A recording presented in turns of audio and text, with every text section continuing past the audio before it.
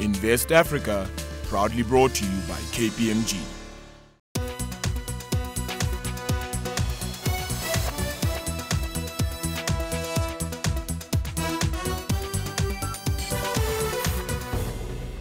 Hello and welcome to Invest Africa. I'm Nozi Pombanjwa. Now, governments around the world are looking to private funding to contribute to economic and social infrastructure development. This ranging from rebuilding aging infrastructure to building it completely from scratch. Now, October is also Transport Month, and so we're also currently experiencing the world's second Eco-Mobility Festival right here in Sandton. And this, of course, is highlighting the need for improved transport infrastructure. Joining me now for a closer look at the opportunities that lie within this space are Dr. Dinesh Kumar. He is Head of Supply Chain and Procurement Practices, this at KPMG South Africa, and Dr. Tambi. He is NEPAD Transport Infrastructure Expert. Gentlemen, thank you for making the time to join us. John, let's start off with you and let's get you just giving us a sense of the lay of the land. Transport infrastructure development and investment on the continent. What does that picture look like? Thank you very much. Good afternoon. I think when we talk about transport, we need to contextualize it. You have 5 modes of transport. You have road, rail, air, sea, and pipeline. And then we begin to look at the interrelationship between these modes. For example, 90% of African transport services, passengers and goods and services goes by road. About 10% by rail. 97% of goods coming to Africa comes by sea. Okay, and then the air transport is still very low, with about 3% of global market, but Africa has the fastest growing market in the globe, 6%. And now pipeline is something very new. People never thought of it as transport, but it is transport. So when you begin to talk about transport, we need to actually look at how these infrastructures have been maintained over the years, what is the way forward moving ahead, and what we need to do to bring them together so they speak to each other. So 2 issues that are being raised there, Dinesh, maintenance as well as integration of transport infrastructure. What is the state of those 2 targets if we just look broadly at the continent before we focus on South Africa? Good. So Nazib, I think John has mentioned quite a good comments and talks around those modes of transport to be integrated. And coming back to in the issues of maintaining those modes of transport, and we talk very much around interlinkage between rail and road is the first one that we normally look at. We start from South Africa. I think it's done to a certain extent. Transnet has got certain kind of modes that they are testing into the south of Johannesburg as well as in Durban, so they can have multimodal transport happening on that side. But when we look at the rest of Africa, I think an interchange between, as we see in a European context in terms of where it's seamless, that challenge is still very much in African context. We don't really leverage a kind of where a truck goes onto a train and then it travels a portion of the distance and then goes back onto the road from there. If we put a load and cargo on a truck, it goes all the way from point A to point B on that side. So utilization of road context is very high. And I agree with John, like we're talking about 80 to 90% goes on road on that side. Rail, we haven't explored much. I think there is efficiency that still sits down there, and that interlinkage and connectivity has to work on that side. If you work for other intermodal transport from an air to a road, I think maybe Southern Africa is a little bit more mature in that practice, where we do a little bit of these intermodal transshipments. But when we go into the middle portion of the continent, where we're talking about DRCs and some of the other middle countries, to get a product all the way from a Congo side all the way to DRC on the other side, it takes roughly 30 days by road. And in order to improve efficiencies, maybe like the air mode is the only feasible mode, which a lot of companies and a lot of passengers, come back to John, cannot afford that one out. So, and coming back to the last question of maintenance, I think we talk about rail infrastructure, which is 100 years old in this continent. To maintain that one out, you need certain investments to make it work on that side. You've touched the red button because you've now spoken about investment. So if we have such a huge transport infrastructure deficit, John, why aren't the investors lining up to try and make sure that they fund the potential growth in a market as vast as the African continent? Okay, I'll tell you what, the issue is not availability of money. There's a lot of money around. The issue has always been the bankability, which I have issue with, and also the preparation of projects. It says most of these projects are not well prepared. So in a sense, they are not bankable, if you look at it from the financial point of view. Right. But I believe if you look at it from the economic point of view, the economic bankability, they are bankable. So what we need to do is to leverage economic bankability for the financial bankability. Why the disconnect? Why are we able to hit the economic return on investment, but the financial return of investment seems to be eluding us? You see, because the financial institutions, most of the time they look for their money, their profit immediately. And you know, infrastructure project takes at least 5, 10, 20 years to mature. But now if you look at the spillover benefit of an infrastructure project, the social and economic benefit is enough to justify the financial bankability. So what I'm trying to say, we need to look at the two options, the financial bankability and the economic bankability, and then make it attractive in such a way that the government will have to use the financial aspect, the economic aspect of it, to leverage the financial bankability so you don't put them away. But what is also missing, which I think we need to do now, traditionally projects are prepared. When it's about to go for construction, you go to the financial institution looking for money, and that is not the way to do it. We need to engage the financial institution from concept development of the project so that we begin to identify the issues that need to be addressed before the project becomes bankable. So the answer, John, if I'm hearing correctly, and maybe Dinesh, you can give us more clarity on this, is public-private partnerships with the private sector part of the big project from concept stage. Thank you. Right. So Nazipa, I think John also highlighted on that one. So we're talking about two dimensions. So one is the financial viability, and the second is the economic viability. If you look at the historical pattern, or if you go into the history of African countries, the mandate or the priority that they currently got is very much on the economic viability. They are very much into a socio-economic transformation agenda. So for them, it becomes like, if this project is going to happen in this country, it's going to create so many number of jobs, it's going to retain so many number of jobs, it's going to increase the GDP on that side. But that's all socio-economic viability. They forget the companies that are putting in the money, they are looking for a short-term gain on that side. For them, it's a short-term initiative rather than a long-term socio-economic impact. Now, public-private partnership, it sounds a very good concept. Overseas, it has worked a lot on that side. But in South Africa, it's still a taboo topic to touch. Why? If you look at, good, let me explain the South African history closer to our home. In government sphere, I think we got only 1 or 2 really successful public-private partnership. If you look at the policy document for a PPP in a government issued by National Treasury, it looks so complex. So we are very much governed by the governance of the structure rather than the real efficiency of a PPP on that side. So it doesn't make a sense to really implement it. Sure. I think another issue we need to look at, we need to look at integrated infrastructure development. Right. If you look at transport alone, let's say, for example, a road, that in itself may not be financially bankable.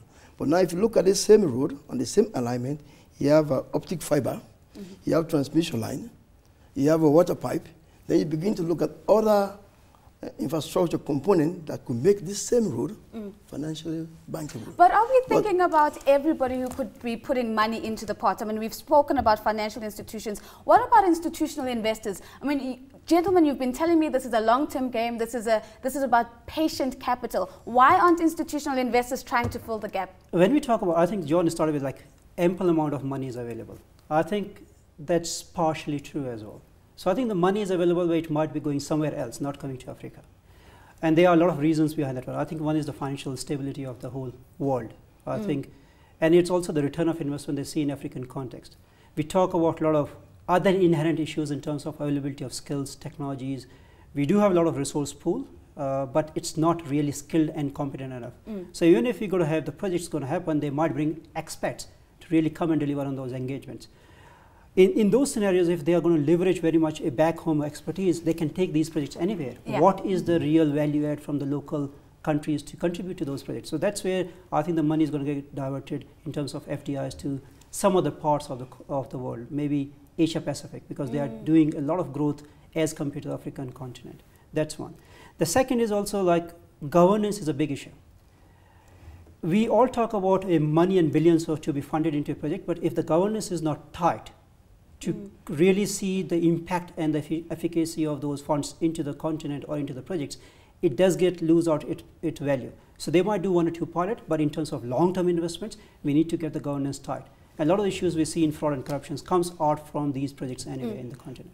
I think the challenge for Africa, when you talk about PPP, we lack the predictability, the transparency, the legal framework to encourage the private sector to be confident enough that if I put my money here, I'm going to get it back. You see, the governance issue, the duplicity of policies and regulatory. Sure. For example, 23 of the African countries belong to 2 or 3 regional economic community. Yes. So how do you harmonize all this to have some degree of predictability? That is a challenge. I just want to mention the issue of maintenance. You see, apart from the fact that maintenance has never been our culture, African culture, but what is really happening now when you talk about the road and rail, the transport vehicles that are supposed to be on rail and the goods and services that are supposed to be on rail and on road.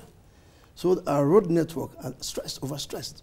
So the issue of maintenance really can be solved just by trying to shift the mode from road to rail. But isn't there a policy tension and a competing for funds between rail and road investment? And this is perhaps one of the issues why we're not getting that balance right. Nazibo, I think we are talking two different concepts here. One is regarding designing a policy, and second is really implementing and getting the value out of that policy implementation. So I think from a policy perspective, we have those mandates, we have got those directions already set.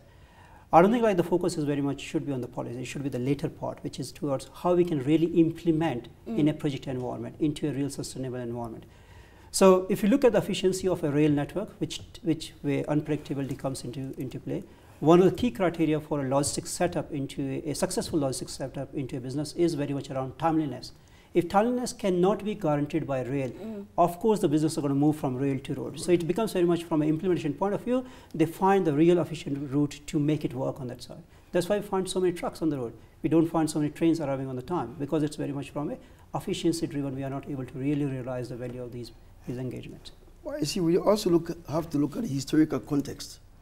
Africa has about 90,000 kilometers of rail network. 50% of that, maybe 61% of that is in Southern Africa. Sure. And now, the other challenge is you have 3 different gauges. We have a standard gauge, a meter gauge, and a 1.06. 3 different gauges, but that is not the issue. The issue really, which we don't even like to talk about, in the late 70s and 80s, there was the issue of structural adjustment by the World Bank. Most of the African countries were discouraged to invest in rail because it was looked at as a non-productive entity. So now we're going back to rail, and what is happening, we've lost that expertise. We don't have the rail expertise. So when the Chinese come, they come with the experts, because all those guys have gone. And now we're also trying to improve the rail, which is not linked to the road or even to the ports. Right. Because the rail that we used to have, we are linked to the extractive materials straight to our ports. So we need to address these issues before we move forward. On that note of whether Africa still suffers from a headache and a hangover from the structural adjustment programs that have shifted the investment away from rail and into road, and those are creating backlogs in an integrated approach to transport infrastructure. Let's take a break. And when we come back, we pick up on that point and much, much more.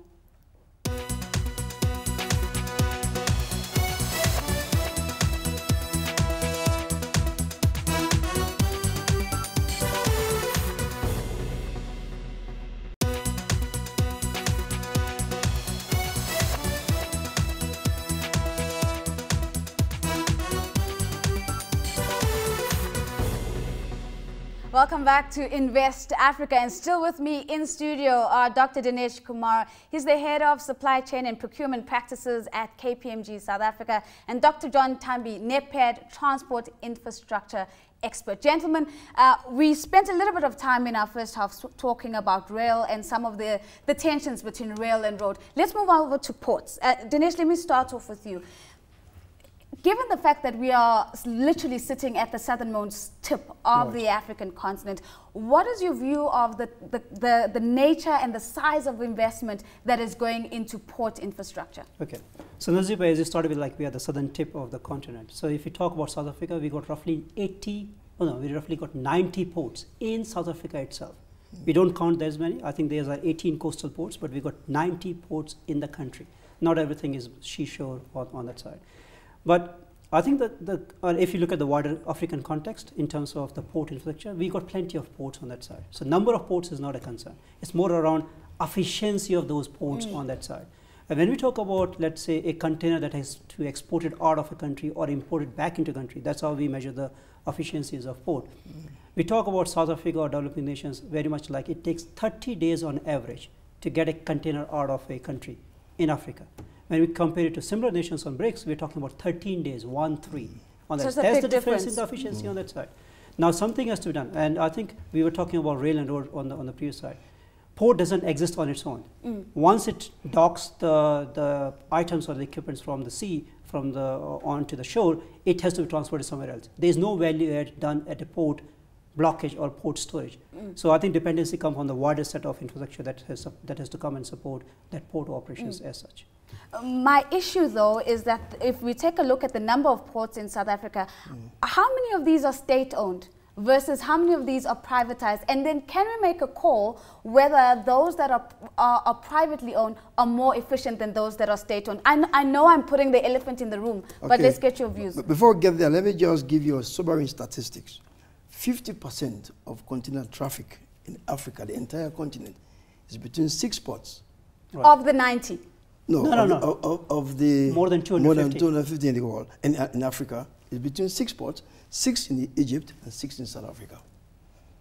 So you begin to see. So the rest of the 50% is shared among all the other African countries. We have a 30,000 kilometer of coastline. So every other African country has a port. But the question here is, do they really need to have a port or a container port? Because the port efficiency of African ports is about 30% of the global norm, you see. So our challenge is, like I said, do we need to privatize or we need to have state-owned? It's an issue with the railway. If you go to the railway in the late 80s, they were made concession, they were concessionized, okay? We do the same with ports. We may improve efficiency in terms of handling and moving of goods through in and out of the port. But then you also have a challenge. You may also lose some skills, you see?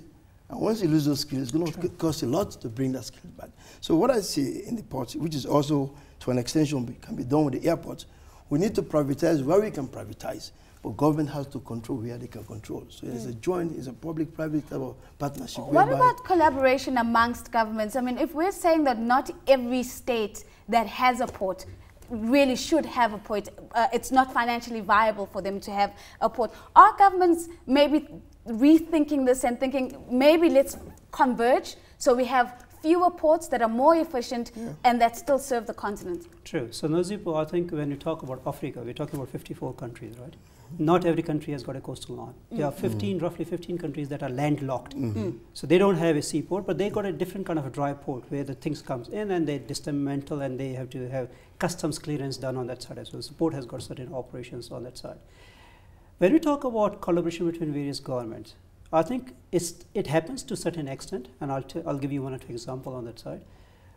And in Africa, we talk about 5 different economic zones. I think John leads to that one as well. So we're talking about SADC on this side, we're talking about Eastern African Community, we're talking about COASA on the other side, we're talking about COMESA as one, we talk one in the central as well. There are 5 of those ones. I think there is a mutual collaboration happening in these economic zones. So that's possible, that's happening. What is the efficacy of that one? That's still a different question, but there is certain kind of policy document that enables for a mutual collaboration in this context on that side. So you don't have to really create infrastructure on that side. That's why when you talk about businesses in Namibia or businesses in Zambia, a lot of port operations happen out of South Africa in there because we're part of the same community in terms of economic and trade zone on that side. So collaboration is there within an economic zone. When we move product from one economic zone to another economic zone, that's like sending to a new different continent within a continent altogether. We got so much of a custom hindrance at these custom borders, which are not efficiency enablers of a trade, which are more of a restraint of a trade on that side, because you have to have 10 documents from this side and 10 documents from the other side to clear. You're going to wait for 2 days at a custom border to clear that one out. That normally kills the idea of collaboration. Why aren't we aligning? I mean, if we have been saying policy misalignment is one of the key reasons why we have time lost at the border. Is it no political will? Is it another issue that's keeping us from just aligning these policies? I think we are. The question is, it has taken us too long to be aware of that. We need to come together. For example, we have 8 regional economic communities, and now we have the 3 tripartite, which is 23 countries at least. So at the end of the day, let's look in the future. we're going to be aligned. But it takes political leadership. It takes also continuous awareness, because most of the times when we talk in forums like this, we talk about infrastructure. We focus on the hard infrastructure. We forget about the soft infrastructure. And that is really what makes the difference, the soft infrastructure.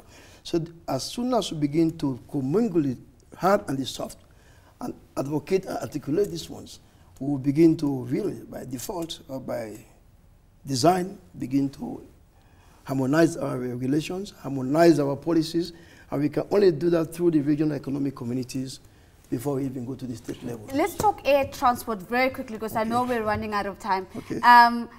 There's the old age story that everybody will tell you about traveling to Africa, about how they had to fly to Europe first in order to move into another African country. Is that changing? I think Nazipo definitely. So if you look at Kenya Airways footprint into the African continent, they got more coverage even than the South African airlines as such. So we call South African Airways as one of the best in class, and Africa airline of the leader on that pack. Kenya Airways has got more coverage on that side. So in terms of coverage, that's fantastic. I think in terms of efficiency, I think we all come down to efficiency on that side. We all come down to cost on that side. Sometimes it's even cheaper to go to the Middle East and travel back to Lagos on that side, flying a South African Airways directly from here to there as well. So it's all around efficiencies and cost on that side. So that's one factor.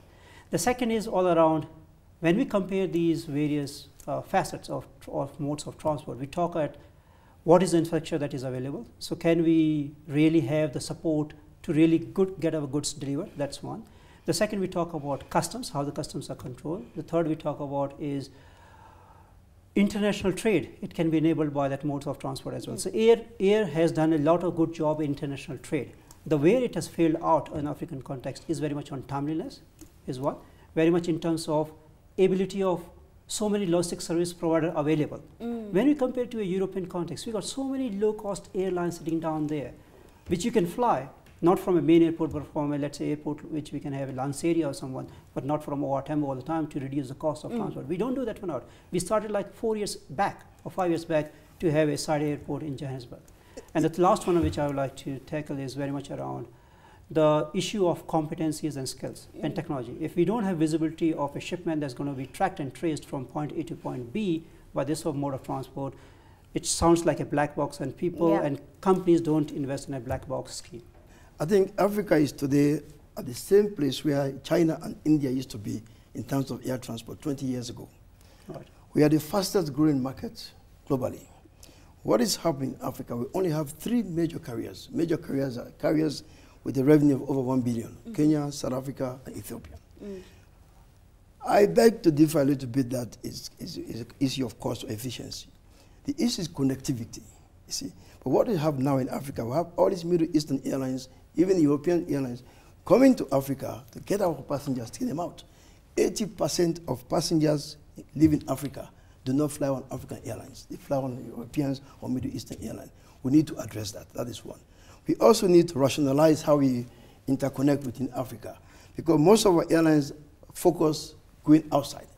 I go back to India and China. When India and China liberalized the air transport market, aviation became a common way of traveling. We need to do that in Africa.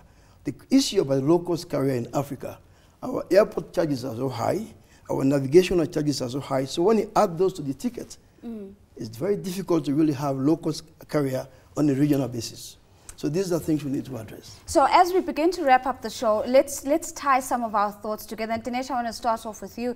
If there were 3 levers that you think, if we focused on these 3 things, we would really come a long way when it comes to improving the investment and the development of transport infrastructure across the continent. And then, John, I'll come to you to get your 3 interventions. True, Nazipo. So in order to summarize the discussion we had so far, and thanks, John, for the contribution, I'll say like 3 levers that we need to really focus on is the first around policy, alignment of policy and governance. So that's one.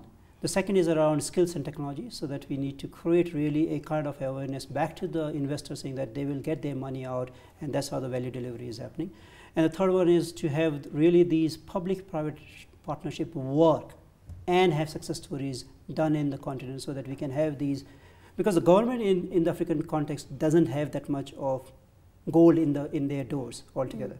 they need to get funding out from overseas. So in order to have those investment done, we need to create certain pilot projects that can create success and then sell that success stories to get investment more. John, in 10 seconds. 10 seconds, quick. I think we need to integrate our infrastructure development. We need leadership. We also need to be very inclusive when we conceptualize project and move forward.